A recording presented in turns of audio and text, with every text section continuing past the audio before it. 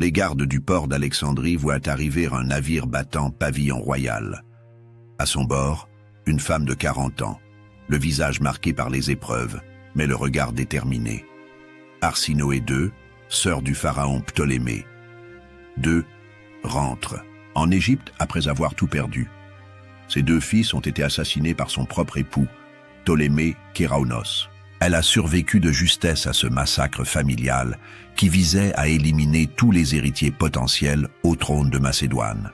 Cette femme qui débarque à Alexandrie n'est pas une réfugiée ordinaire. Elle a régné sur la Thrace aux côtés de Lysimaque, puis sur la Macédoine avec Ptolémée Kéraonos. Elle connaît les rouages du pouvoir, les intrigues de cour, les alliances nécessaires. Mais surtout, elle a compris une vérité cruelle.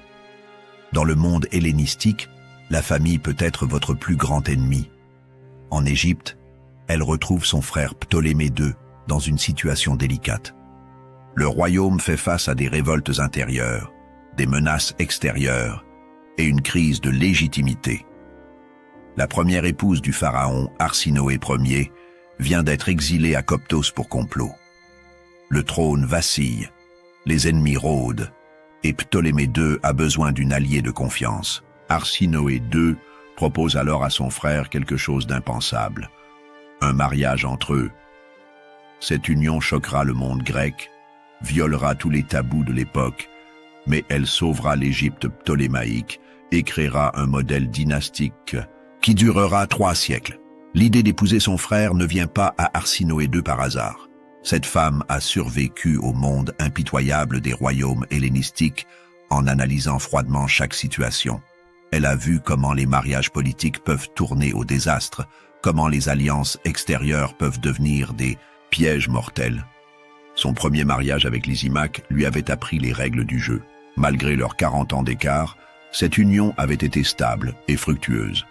Lysimaque lui avait offert des villes entières, Héraclée du Pont, Théos, Amastris, Cassandreia, et même Éphèse qui fut refondée sous le nom d'Arsinoé. De cette union naquirent 3 fils qui auraient pu hériter de royaumes entiers, mais la mort de Lysimaque avait tout changé. Arsinoé II s'était retrouvée veuve avec 3 enfants et des ambitions intactes.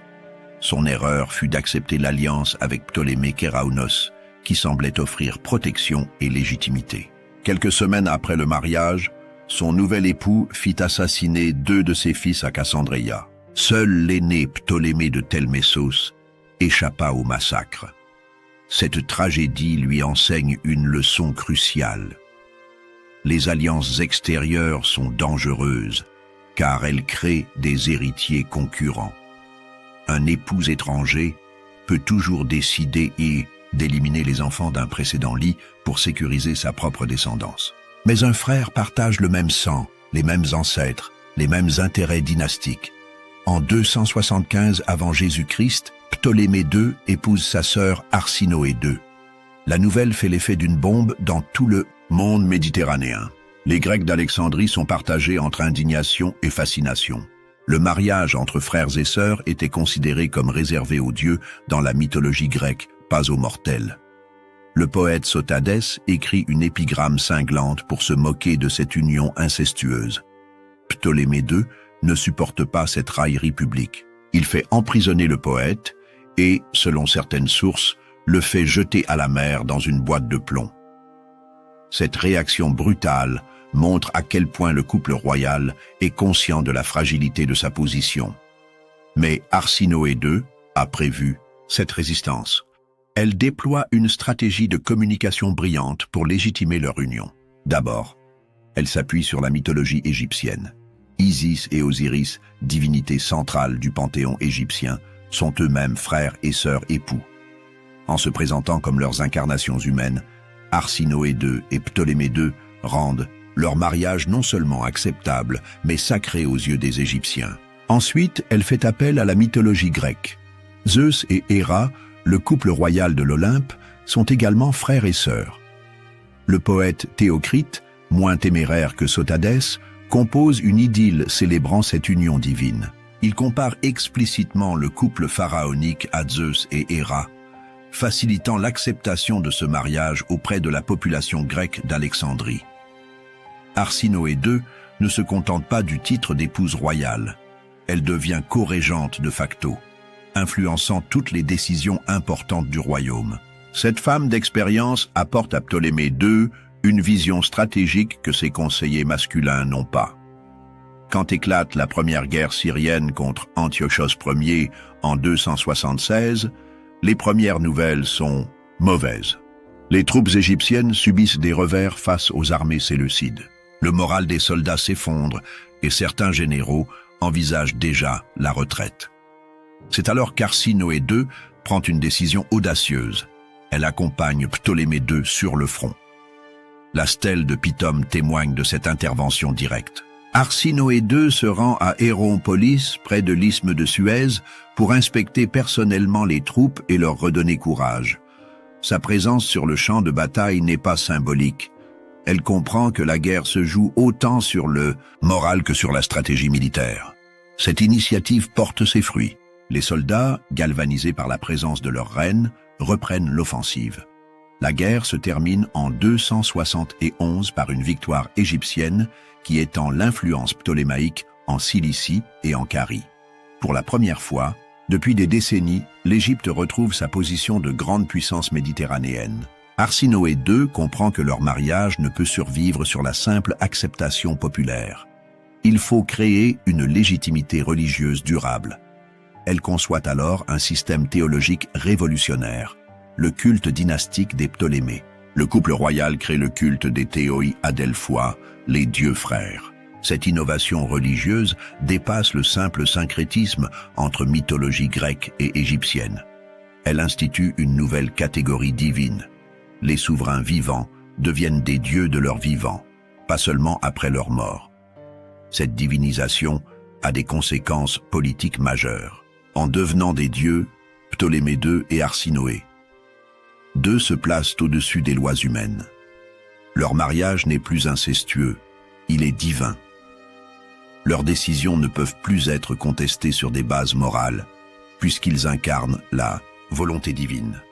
Le système se perfectionne avec la création de prêtrises spécifiques. Dans tout le royaume, des temples sont consacrés au culte des souverains vivants. Ces prêtres ne se contentent pas de célébrer des rituels, ils deviennent des agents de propagande royale, expliquant aux populations locales pourquoi leurs souverains sont différents des autres mortels. En 270 avant Jésus-Christ, Arsinoé II meurt subitement. Ptolémée II est anéanti, mais il comprend immédiatement le parti qu'il peut tirer de cette tragédie.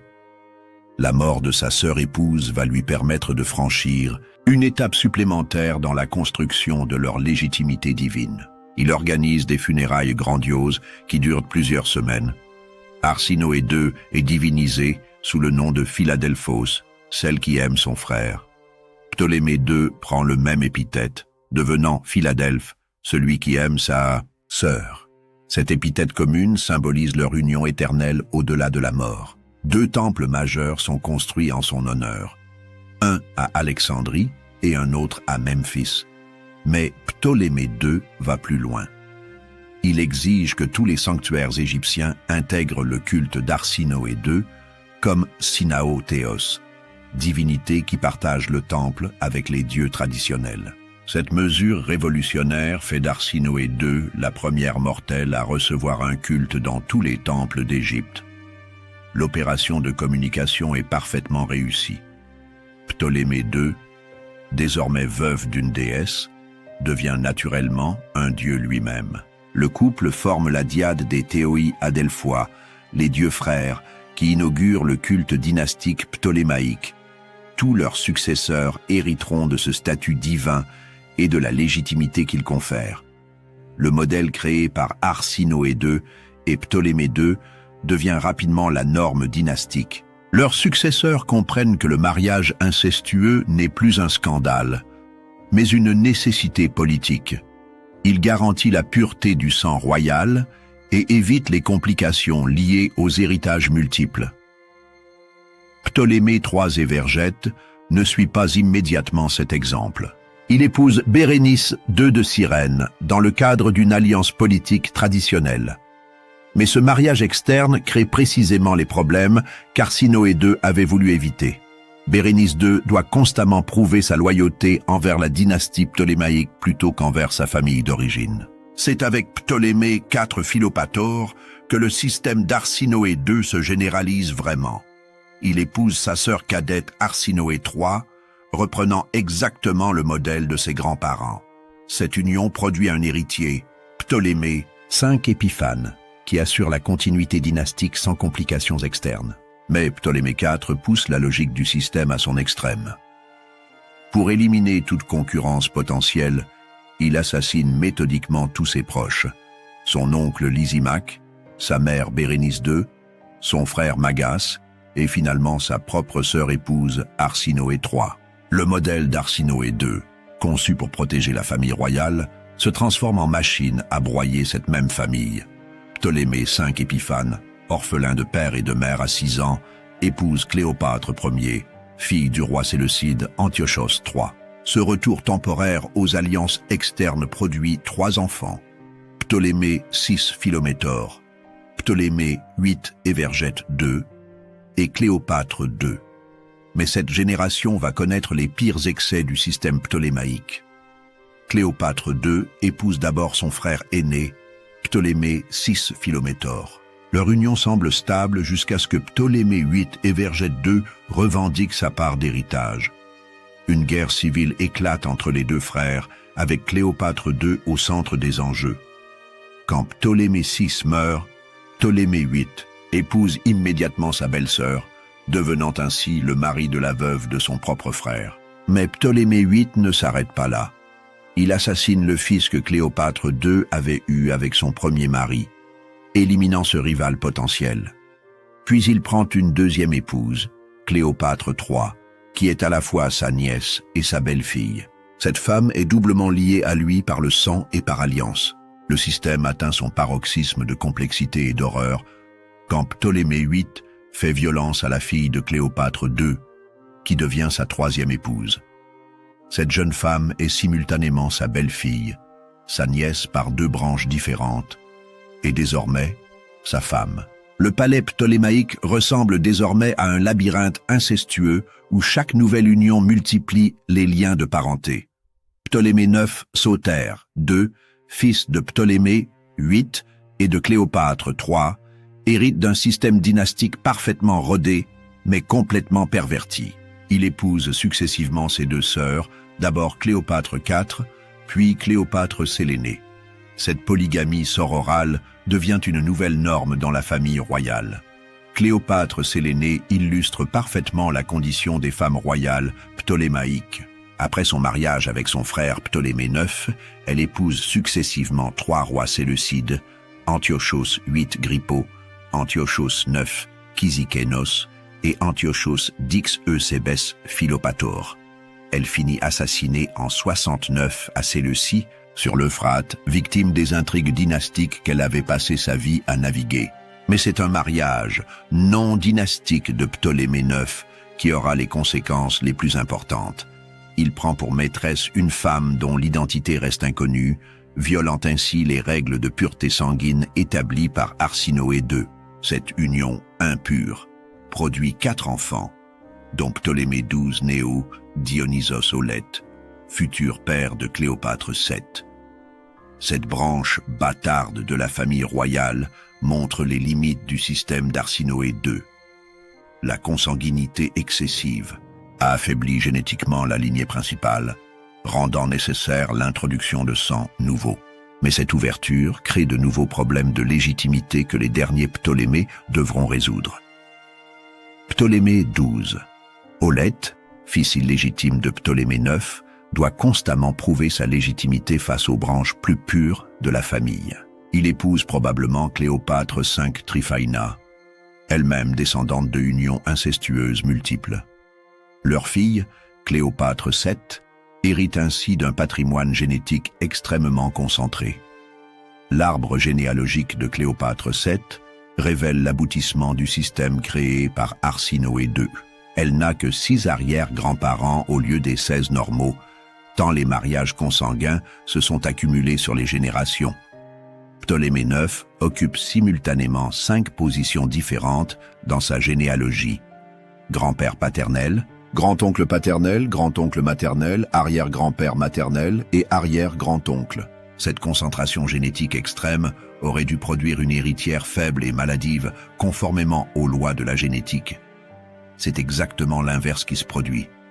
Cléopâtre VII naît avec une intelligence exceptionnelle, une beauté remarquable et surtout une énergie politique que ses prédécesseurs n'avaient plus depuis longtemps. Quand Cléopâtre VII accède au trône en 51 avant Jésus-Christ, elle hérite de 3 siècles de traditions incestueuses, mais elle va complètement révolutionner leur application. Son père, Ptolémée XII, stipule dans son testament qu'elle doit épouser son frère, Ptolémée XIII, âgé de seulement 10 ans. Cette union respecte formellement les règles dynastiques, mais Cléopâtre n'a aucune intention de partager réellement le pouvoir. À 18 ans, elle comprend immédiatement que son jeune époux frère représente une menace future. Les conseillers de Ptolémée XIII, dirigés par l'eunuque Potin et le général Achillas, complotent pour écarter la reine du pouvoir. Ils utilisent la jeunesse du pharaon pour gouverner en son nom, reproduisant les schémas de régence qui ont affaibli tant de règnes ptolémaïques. Cléopâtre réagit en rompant avec la tradition familiale. Plutôt que de chercher des alliances internes ou d'éliminer physiquement son rival, elle se tourne vers l'extérieur. Rome devient son recours, pas sa famille. Cette décision marque une rupture fondamentale avec le système d'Arsinoé II. Quand Jules César arrive à Alexandrie en 48 avant Jésus-Christ, Cléopâtre saisit immédiatement l'opportunité. Elle se fait introduire secrètement dans le palais royal, roulée dans un tapis, selon la légende, pour rencontrer le général romain sans témoin. Cette entrevue clandestine change le cours de l'histoire. La liaison entre Cléopâtre VII et Jules César transcende largement la simple attraction personnelle. C'est une alliance stratégique qui rompt définitivement avec les traditions ptolémaïques. Pour la première fois depuis Arsinoé II, une reine d'Égypte mise sa survie sur une alliance extérieure plutôt que sur les solidarités familiales. Cette stratégie porte immédiatement ses fruits. César prend le parti de Cléopâtre contre Ptolémée XIII et ses conseillers. La guerre civile qui s'ensuit tourne rapidement en faveur de la reine. Ptolémée XIII meurt noyé dans le Nil en tentant de fuir et ses principaux soutiens sont éliminés ou exilés. Conformément aux traditions dynastiques, Cléopâtre épouse alors son autre frère, Ptolémée XIV, âgé de 12 ans. Mais cette union n'est qu'une façade diplomatique. La véritable alliance de Cléopâtre reste avec César et leur fils Césarion devient l'héritier désigné du trône d'Égypte. En 44 avant Jésus-Christ, l'assassinat de César aux Ides de Mars change brutalement la donne. Cléopâtre perd son protecteur et se retrouve isolée face aux nouvelles autorités romaines. Elle rentre précipitamment en Égypte et fait empoisonner Ptolémée XIV pour éliminer ce rival potentiel. Cette décision montre qu'elle a parfaitement assimilé les méthodes ptolémaïques d'élimination des concurrents. En 41 avant Jésus-Christ, Marc-Antoine convoque Cléopâtre à Tars pour s'expliquer sur son soutien à César. La reine d'Égypte transforme cette convocation hostile en opportunité diplomatique. Elle organise une mise en scène grandiose, arrivant sur une galère dorée déguisée en Aphrodite, déesse de l'amour. Cette stratégie de séduction politique fonctionne parfaitement. Marc-Antoine tombe sous le charme de Cléopâtre, mais surtout il comprend l'intérêt d'une alliance avec l'Égypte. Le royaume des Ptolémées reste la puissance économique la plus riche de Méditerranée orientale, et ses ressources sont indispensables pour les ambitions impériales de Marc-Antoine. Leur union produit 3 enfants, les jumeaux Alexandre Hélios et Cléopâtre Sélénée, puis Ptolémée Philadelphe. Ces noms révèlent les ambitions du couple. Alexandre Hélios rappelle Alexandre le Grand et symbolise les ambitions orientales. Cléopâtre Sélénée évoque l'héritage séleucide. Ptolémée Philadelphe fait directement référence au fondateur du système incestueux ptolémaïque. Mais cette alliance avec Marc-Antoine reproduit les erreurs stratégiques des premiers Ptolémées. En s'associant trop étroitement à un leader romain, Cléopâtre devient automatiquement l'ennemi de ses rivaux. Quand Octave et Marc-Antoine entrent en guerre ouverte, l'Égypte se retrouve entraînée dans un conflit qui la dépasse. Le 2 septembre 31 avant Jésus-Christ, les flottes d'Octave et de Marc-Antoine s'affrontent au large d'Actium. Cette bataille navale décisive va déterminer l'avenir de l'Empire romain et sceller le destin de l'Égypte ptolémaïque. Cléopâtre commande personnellement une escadre de 60 navires égyptiens. Sa présence sur le champ de bataille n'est pas symbolique. Elle comprend que cette guerre décidera de l'indépendance de son royaume. Quand la bataille tourne au désavantage de Marc-Antoine, elle prend une décision controversée. Elle ordonne la retraite de sa flotte. Cette manœuvre est interprétée comme une trahison par les partisans de Marc-Antoine, mais elle révèle, en réalité, la lucidité stratégique de Cléopâtre. Elle comprend que la bataille est perdue et qu'il vaut mieux sauver ce qui peut l'être plutôt que de sacrifier inutilement ses forces. La défaite d'Actium marque la fin pratique de l'indépendance égyptienne.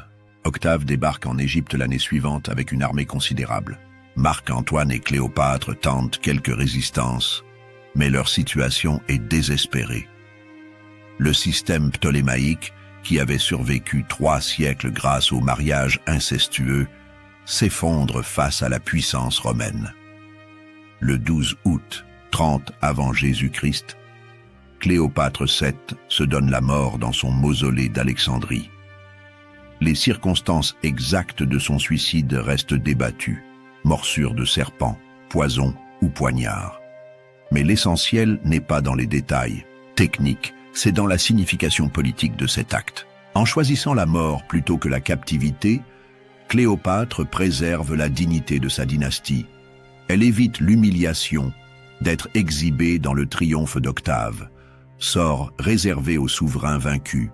Son suicide transforme sa défaite militaire en victoire morale. Mais sa mort marque surtout la fin définitive du système créé par Arsinoé II. Octave fait assassiner Césarion, éliminant le dernier héritier mâle de la lignée ptolémaïque. Les enfants de Cléopâtre et Marc-Antoine sont emmenés à Rome, où ils disparaissent dans l'anonymat. L'Égypte devient une province romaine, gouvernée par un préfet nommé par l'empereur. Le modèle dynastique fondé sur l'inceste systématique, qui avait permis aux Ptolémées de régner 3 siècles, s'éteint avec sa dernière représentante. L'expérience unique de cette dynastie, inaugurée par le mariage scandaleux d'Arsinoé II et Ptolémée II, prend fin dans le mausolée d'Alexandrie. 3 siècles après son mariage révolutionnaire avec Ptolémée II, Arsinoé II laisse un héritage profondément contradictoire. D'un côté, son innovation a permis à l'Égypte de maintenir son indépendance pendant une période exceptionnellement longue dans un monde méditerranéen en constante évolution. Le système qu'elle a créé présentait des avantages politiques indéniables. Les mariages incestueux éliminaient les complications liées aux alliances externes, simplifiaient les questions de succession et renforçaient la cohésion dynastique. Ils permettaient aussi de présenter la famille royale comme divine au-dessus des lois communes. Sur le plan économique, ce système évitait la dispersion du patrimoine royal qui accompagnait traditionnellement les mariages politiques. Les dots, terres et trésors restaient concentrés dans les mêmes mains, préservant la richesse dynastique nécessaire au maintien de l'indépendance. Mais d'un autre côté, ce système a produit une dégénérescence progressive de la qualité des souverains. Les mariages consanguins répétés ont affaibli génétiquement la lignée royale, produisant des dirigeants de plus en plus instables et violents. La normalisation du crime familial a transformé le palais royal en théâtre permanent de tragédies sanglantes. L'histoire de la dynastie ptolémaïque offre des leçons troublantes sur les limites du pouvoir absolu. En se plaçant au-dessus des lois morales de leur époque, les Ptolémées ont créé un système qui leur a effectivement permis de survivre plus longtemps que leurs contemporains. Mais ce succès temporaire s'est payé d'un prix humain considérable. Le modèle d'Arsinoé II prouve qu'il est possible de transformer un scandale en force politique, à condition de disposer des ressources nécessaires pour imposer une nouvelle norme. La propagande religieuse, l'intimidation physique et la création d'intérêts économiques convergents, peuvent effectivement légitimer l'illégitimité. Mais cette expérience montre aussi que les violations systématiques des tabous fondamentaux finissent par corrompre ceux qui les pratiquent. Les Ptolémées ont commencé par violer l'interdit de l'inceste pour des raisons politiques rationnelles. Ils ont fini par banaliser le meurtre familial, créant une culture dynastique profondément pathologique. Le parallèle avec d'autres expériences historiques est frappant. Chaque fois qu'une élite se persuade qu'elle peut s'affranchir des règles communes pour la bonne cause, elle enclenche une dynamique de dégradation morale qui finit par la détruire de l'intérieur. Paradoxalement, c'est la dernière représentante de cette dynastie corrompue qui est devenue l'une des figures les plus emblématiques de l'Antiquité. Cléopâtre VII fascine encore nos contemporains, non pas à cause de ses mariages incestueux, mais malgré eux. Son génie a consisté à transcender l'héritage empoisonné qu'elle avait reçu. Contrairement à ses prédécesseurs, elle a appris l'égyptien, s'est rapprochée de la population indigène et a tenté de régénérer sa dynastie par des alliances externes. Elle a compris que le système d'Arsinoé II avait atteint ses limites et qu'il fallait l'adapter aux réalités nouvelles. Sa tragédie personnelle illustre parfaitement les contradictions de son époque. Femme d'exception dans un système dynastique décadent, elle a tenté de concilier l'héritage ptolémaïque avec les nécessités géopolitiques de son temps. Son échec n'enlève rien à la grandeur de cette tentative. L'histoire d'Arsinoé II et de ses héritiers nous rappelle que les solutions d'exception ne peuvent devenir des systèmes durables sans perdre leur efficacité. Ce qui fonctionne une fois comme stratégie de survie peut devenir un piège mortel quand il se transforme en tradition. La princesse qui avait couché avec son frère pour sauver son trône avait créé un modèle politique révolutionnaire. 3 siècles plus tard, ce modèle révolutionnaire était devenu un carcan mortel dont même Cléopâtre VII n'a pu s'extraire complètement. Aujourd'hui, quand nous évoquons les Ptolémées, nous pensons généralement à leurs réalisations culturelles, la bibliothèque d'Alexandrie, le phare, les progrès scientifiques de l'époque hellénistique. Nous oublions souvent que ces merveilles ont été financées par un système dynastique fondé sur la violation systématique des tabous les plus fondamentaux de l'humanité. Cette amnésie sélective révèle peut-être une vérité profonde sur notre rapport à l'histoire. Nous préférons retenir les beautés créées par les civilisations passées plutôt que les horreurs qui les ont rendues possibles. L'héritage d'Arsinoé II nous rappelle que cette distinction confortable n'est pas toujours possible. La femme qui avait inventé l'inceste royal pour sauver sa dynastie avait créé un système qui a effectivement sauvé l'Égypte ptolémaïque pendant 3 siècles, mais elle avait aussi légué à ses descendants un héritage empoisonné qui les a finalement tous détruits. Son génie et sa tragédie se confondent dans cette contradiction insurmontable. Derrière la grandeur politique du système ptolémaïque se cachent des milliers de victimes anonymes. Les femmes de la famille royale payent le prix le plus lourd de cette logique dynastique. Elles deviennent des pions dans un jeu politique qui les dépasse, des ventres reproducteurs destinés à perpétuer une lignée maudite. Cléopâtre Sélénée, sœur épouse de Ptolémée IX, illustre parfaitement ce destin tragique.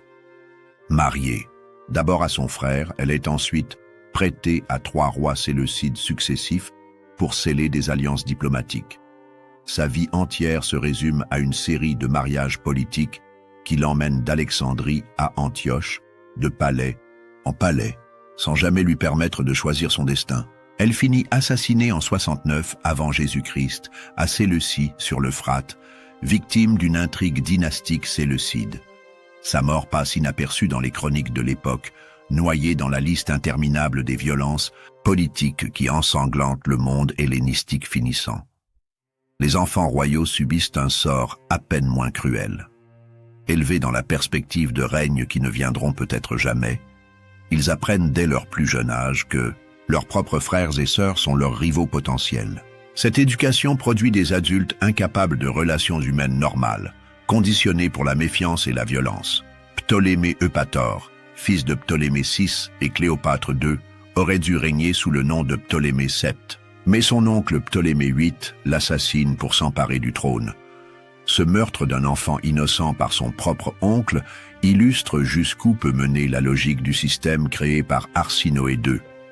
L'obsession dynastique des Ptolémées finit par affecter gravement l'économie égyptienne. Les guerres civiles constantes entre prétendants au trône épuisent les ressources du royaume. Chaque conflit de succession mobilise des armées, finance des mercenaires, détruit des infrastructures. Sous Ptolémée VIII, la guerre civile contre son frère Ptolémée VI dure plusieurs années. Les campagnes égyptiennes sont ravagées par les armées rivales. Les paysans fuient leurs terres, la production agricole s'effondre. Les revenus fiscaux diminuent précisément au moment où les dépenses militaires explosent. Cette situation économique désastreuse oblige les derniers Ptolémées à chercher des soutiens financiers extérieurs. Ils deviennent progressivement dépendants des prêteurs romains, hypothéquant l'indépendance du royaume pour financer leur querelle familiale. Ptolémée XII. Aulette illustre parfaitement cette dépendance. Chassé d'Égypte par une révolte populaire en 58 avant Jésus-Christ, il ne peut reconquérir son trône qu'avec l'aide militaire romaine. Cette intervention coûte si cher qu'elle grève définitivement les finances égyptiennes. Les créanciers romains ne se contentent plus d'intérêts financiers. Ils exigent des garanties politiques. L'Égypte ptolémaïque perd progressivement sa liberté de manœuvre diplomatique, devenant un protectorat de fait bien avant sa conquête, définitive par Octave. Les sources antiques, rédigées par et pour les élites, passent sous silence la résistance populaire au système ptolémaïque. Pourtant, des indices épars révèlent que les populations égyptiennes n'acceptent pas passivement cette dynastie incestueuse et violente. Les révoltes indigènes se multiplient sous les derniers Ptolémées. Ces soulèvements ne sont pas seulement économiques ou fiscaux. Ils expriment aussi un rejet moral profond envers des souverains qui violent ouvertement les tabous fondamentaux. La révolte de la Thébaïde, qui dure plus de 20 ans sous Ptolémée IV et Ptolémée V, témoigne de cette résistance. Les insurgés ne se contentent pas de refuser l'impôt. Ils proclament des pharaons alternatifs, reconstituent une royauté pure, opposée à la dynastique corrompue d'Alexandrie. Ces pharaons rebelles adoptent des titulatures traditionnelles, évitant soigneusement les épithètes incestueuses des Ptolémées. Ils se présentent comme les restaurateurs de l'Égypte authentique face aux usurpateurs grecs. La répression de ces révoltes nécessite des moyens militaires considérables. Les Ptolémées doivent maintenir des garnisons permanentes dans le sud égyptien, détournant des ressources précieuses de la défense des frontières extérieures. Le système matrimonial ptolémaïque finit par isoler diplomatiquement l'Égypte dans le concert des nations hellénistiques. Les autres dynasties royales répugnent à contracter des alliances avec une famille qui pratique ouvertement l'inceste. Les rois séleucides, pourtant héritiers de traditions perses plus tolérantes envers la consanguinité, évitent soigneusement les mariages avec les Ptolémées après quelques expériences malheureuses. Bérénice Syra, fille de Ptolémée II, donnée en mariage à Antiochos II, finit assassinée dans les intrigues de la cour séleucide. Cette méfiance diplomatique prive l'Égypte d'alliances naturelles contre Rome. Quand la puissance romaine menace l'indépendance de tous les royaumes hellénistiques, les Ptolémées ne trouvent aucun allié fiable parmi leurs pairs. Paradoxalement, le système créé par Arsinoé II pour protéger la dynastie finit par l'affaiblir face aux menaces extérieures. L'endogamie, qui devait préserver la pureté du sang royal, isole politiquement l'Égypte au moment où elle aurait le plus besoin de solidarités externes. Cette isolation diplomatique explique en partie pourquoi Cléopâtre VII se tourne vers Rome. N'ayant pas d'alliés potentiels parmi les royautés hellénistiques, elle n'a d'autre choix que de miser sur les factions romaines rivales. L'obsession dynastique des Ptolémées affecte aussi la vie culturelle d'Alexandrie. La bibliothèque et le musée, fleurons de la civilisation hellénistique, déclinent progressivement sous les derniers souverains. Les querelles de succession détournent les ressources publiques du mécénat culturel vers les dépenses militaires. Les savants et artistes fuient une cour devenue dangereuse où l'appartenance à telle ou telle faction peut coûter la vie. Sous Ptolémée VIII, les purges politiques touchent directement les milieux intellectuels alexandrins. Des grammairiens, des philosophes, des médecins sont exilés ou assassinés pour leurs opinions présumées. Cette répression provoque un exode massif des élites culturelles vers d'autres centres hellénistiques. Rhodes, Pergame, même Athènes bénéficient de cette hémorragie alexandrine. Les manuscrits, les savants, les traditions artistiques se dispersent, affaiblissant définitivement le rayonnement culturel de l'Égypte ptolémaïque. Cléopâtre VII tente de restaurer ce prestige culturel, mais il est trop tard. Les générations perdues ne se reconstituent pas en quelques années, et la conquête romaine interrompt définitivement cette renaissance avortée. Plusieurs souverains ptolémaïques tentent de réformer le système matrimonial dynastique, mais ces essais échouent face aux résistances internes et aux contraintes politiques. Ptolémée III Évergète épouse Bérénice. 2 de Cyrène, dans l'espoir de régénérer la lignée royale par un apport génétique externe. Cette union produit effectivement des héritiers vigoureux, mais elle crée aussi des problèmes de légitimité que ses successeurs ne savent pas résoudre. Les enfants issus de ce mariage externe doivent constamment prouver leur authenticité ptolémaïque face aux partisans de l'endogamie pure. Cette situation génère des conflits dynastiques encore plus complexes que ceux du système traditionnel. Ptolémée V. Épiphane tente une autre approche en épousant Cléopâtre Ier, fille du roi séleucide Antiochos III. Cette alliance vise à créer une solidarité anti-romaine entre les deux grandes dynasties hellénistiques. Mais cette stratégie matrimoniale échoue complètement. Les enfants issus de ce mariage, Ptolémée VI, Ptolémée VIII et Cléopâtre, II, se déchirent dans des guerres civiles encore plus atroces que celles de leurs prédécesseurs. Ces échecs démontrent que le système créé par Arsinoé II est devenu irréformable. Toute tentative de modification génère des dysfonctionnements encore pires que les problèmes qu'elle prétend résoudre. L'aspect le plus troublant du système ptolémaïque réside dans ses conséquences psychologiques sur les membres de la famille royale. Élevés dans un environnement où l'inceste est normal et le meurtre familial banal, ces enfants développent des pathologies comportementales graves. Ptolémée. 4 Philopator illustre parfaitement cette dégénérescence psychologique.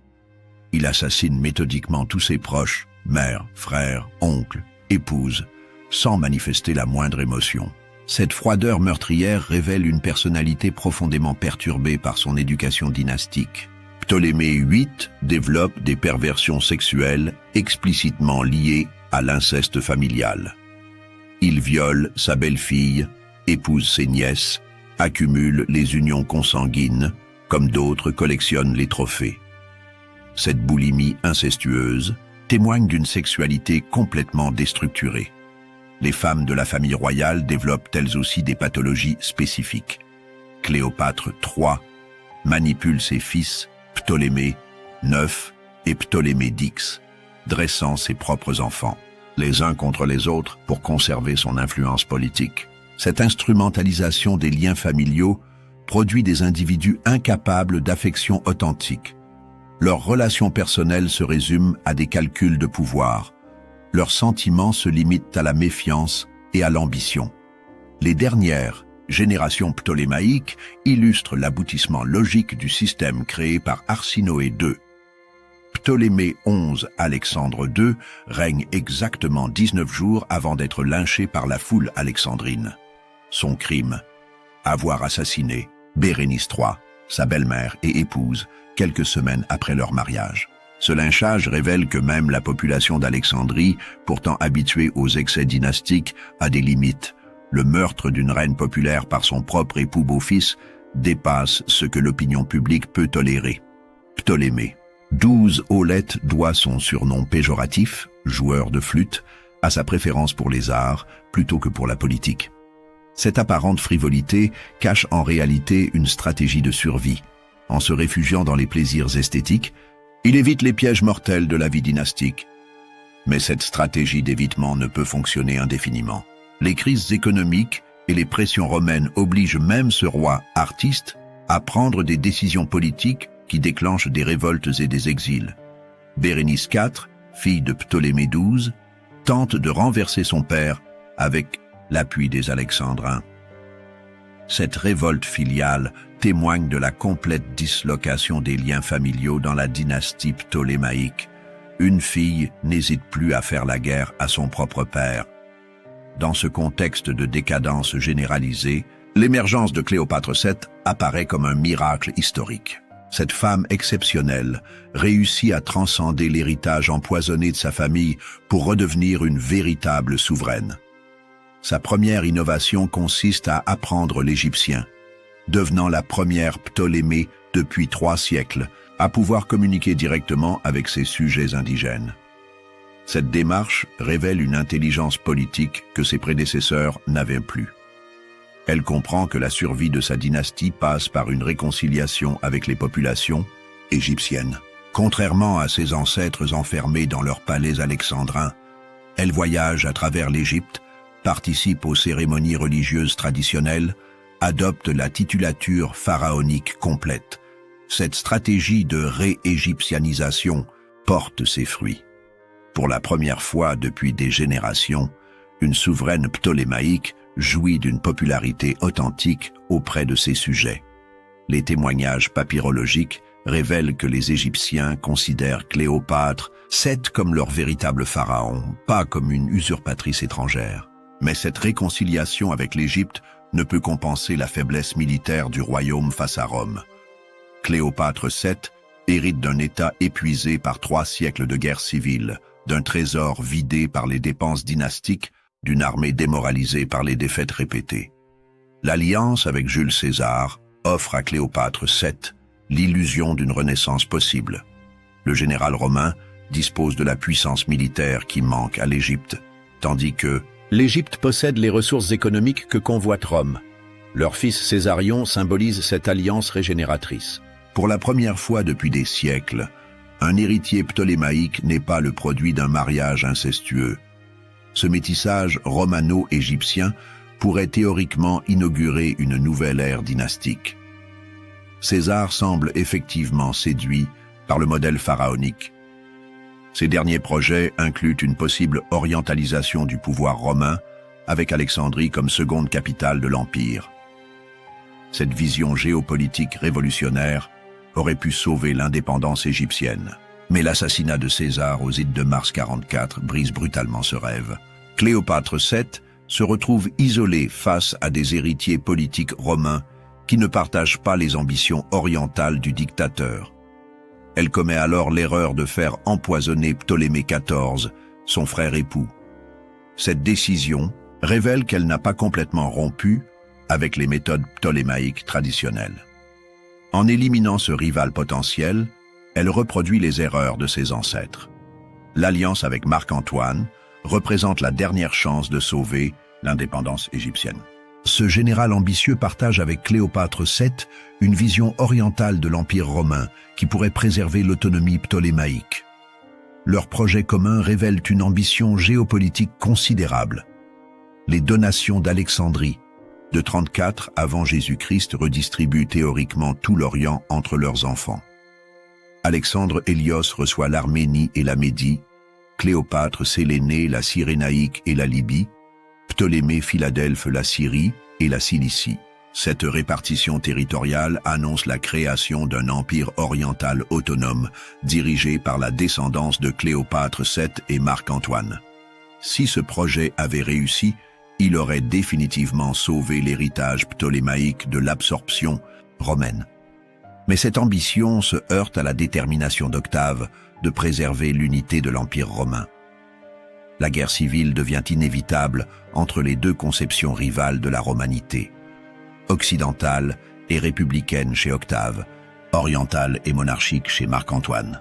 La bataille d'Actium révèle la faiblesse structurelle de la coalition anti-octavienne. les alliés orientaux de Marc-Antoine ne sont pas assez nombreux pour compenser la supériorité numérique et technique des légions occidentales. L'agonie de l'Égypte ptolémaïque se déroule en quelques mois tragiques. Après Actium, Octave débarque méthodiquement ses légions sur la côte égyptienne. Les dernières forces loyales à Cléopâtre VII s'effondrent sans résistance sérieuse. Marc-Antoine tente quelques coups de force désespérés, mais ses propres soldats l'abandonnent progressivement. Les mercenaires comprennent que la cause est perdue et négocient secrètement leur reddition avec les émissaires d'Octave. Cléopâtre VII se barricade dans son mausolée avec ses derniers fidèles. Elle négocie un temps avec Octave, espérant peut-être sauver la vie de ses enfants et préserver une forme d'autonomie égyptienne. Mais elle comprend rapidement que le vainqueur romain n'acceptera aucun compromis. L'Égypte doit devenir une province romaine comme les autres, et sa personne doit figurer dans le triomphe d'Octave pour légitimer sa victoire. Son suicide transforme cette défaite politique en victoire morale. En choisissant la mort plutôt que l'humiliation, elle préserve la dignité de sa dynastie et crée le mythe qui lui survivra. L'histoire de la dynastie ptolémaïque s'achève donc par un paradoxe cruel. La femme qui avait sauvé sa famille en créant le système de l'inceste royal avait aussi programmé sa destruction finale. Le modèle matrimonial imaginé par Arsinoé II en 275 avant Jésus, Christ avait effectivement permis à l'Égypte de survivre 3 siècles dans un monde méditerranéen dominé par Rome. Aucune autre monarchie hellénistique n'avait résisté aussi longtemps à l'expansion romaine, mais ce succès temporaire s'était payé d'un prix humain considérable. 3 siècles de mariages incestueux avaient produit des générations de souverains de plus en plus décadents, violents et inadaptés aux défis de leur époque. Cléopâtre VII, ultime héritière de cette lignée maudite, avait tenté de briser le cercle vicieux créé par son ancêtre.